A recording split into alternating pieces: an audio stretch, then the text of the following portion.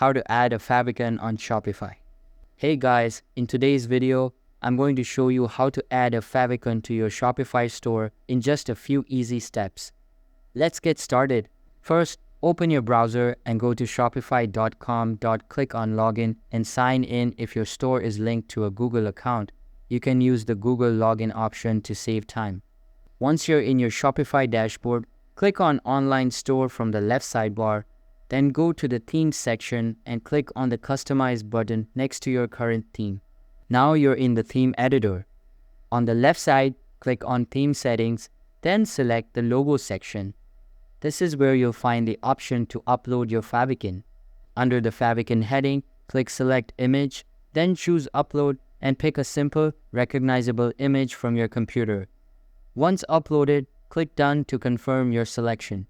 Before leaving, don't forget to hit Save in the top right corner. This applies your changes and sets your favicon live across your store.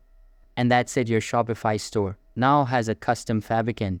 It's a small detail, but it adds a big touch of professionalism and branding.